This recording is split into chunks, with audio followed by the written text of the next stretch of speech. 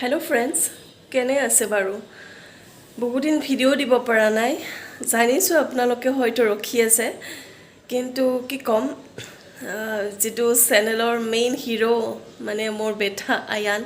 actually তাৰ গাটো বহুত বেয়া আৰু গা বেয়া কাৰণে মানে চিন্তাটো আছো আৰু মানে ঘৰত সকলোৰে গা বেয়া এইটো সিজনে তেনেকুৱা যে সকলোৰে গা বেয়া হৈ আছে হয়তো আপোনালোকৰো তেনেকুৱা হ'ব পাৰে যাকে ফোন কৰো তেনেকুৱাই শুনিছো দেউতাৰ প্ৰথমতে গা বেয়া হ'ল তাৰ পাছত মানে আয়ানৰো হ'ল আৰু এতিয়া জ্বৰ উঠিছিলে দুদিন কিন্তু এতিয়া মানে আপোনাৰ অকমান জ্বৰটো ভাল হৈছে কিন্তু চৰ্দি আৰু কাহ আছে আৰু সৰু বাচ্চাটো জানেই যে কফ হলে হিয়তে উলিয়াই দিব নাজানে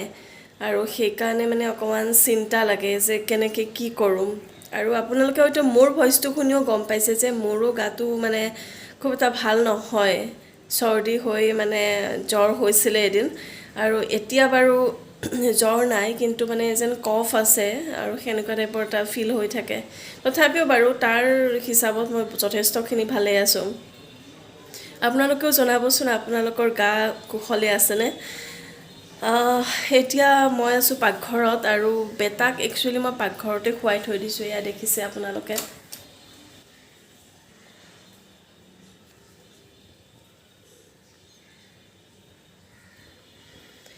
আসলতে কি হয়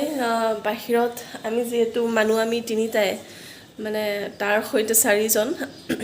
তো দেউতাও গোসাই ঘৰত আছে আৰু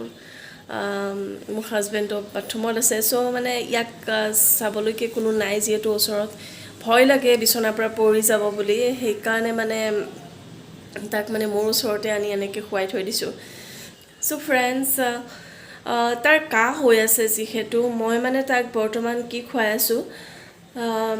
আমাৰ ওপৰতে তুলসীৰ গছ আছে দেউতাই আনি দিছিলে সেই তুলসীৰ ৰস মোৰ হৈতে মিহলাই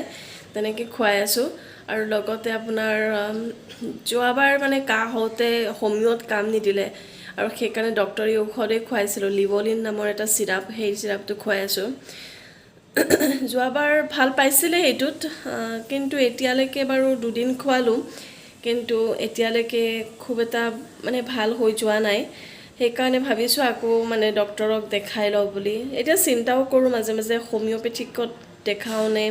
এলোপেথিক ডক্টৰজনকে দেখাও একচুয়ালি মই জনা হিচাপত হোমিওপেথিক মানে দৰৱটোৱে এলোপেথিক খুৱাই থাকিলে কাম নিদিয়ে সেই কাৰণে চিন্তাও কৰি আছো বাৰু চাও আজি এবাৰ ডক্টৰক দেখাই লম আৰু তাৰ খেল ধেমালি বা তাৰ এক্টিভিটি বিলাক এইকেদিন দেখাব পৰা নাই যদিও আপোনালোকে ভাল পাইছাই আৰু মানে একচুয়ালি কি হি এইকেদিন নিজে এক্টিভ নহয় সো হিয়াৰ এক্টিভিটিও তাৰ তেনেকুৱা নাই আনকি আপোনাৰ ভিডিঅ'ত আৰু আয়ানৰ দাদাক দেখা পায় দাদা মানে একচুয়ালি আয়ানৰ এয়া খুৰাকৰ ল'ৰা হয় তো খুৰাৰ ল'ৰা আয়ানৰ যিজন খুৰাৰ ল'ৰা প্ৰহৰ্ষ তো তাৰো মানে একচুয়ালি গাটো বেয়া আৰু সেই কাৰণে মানে এইকেদিন মই ভিডিঅ' বনোৱাৰ মুডো হোৱা নাই আৰু মানে বনাব পৰা নাই তো ফ্ৰেন্ডস এই ভিডিঅ'টিত মই বিশেষ একো নকওঁ জাস্ট মানে মই কিয় ভিডিঅ' দিয়া নাই সেইখিনি কথা জনাবলৈকে আপোনালোকৰ ওচৰলৈ আহিছো আপোনালোকে আপোনালোকৰ খা খবৰবিলাক মোক দিব আৰু মৰম কৰি যাব সাপোৰ্ট কৰি যাব ভগৱানক প্ৰে কৰিব যাতে সি সোনকাল সুস্থ হৈ উঠক আৰু ইয়াতে আৰু এটা কথা মই কৈ দিও হা যে 29 আগষ্ট আহি আছে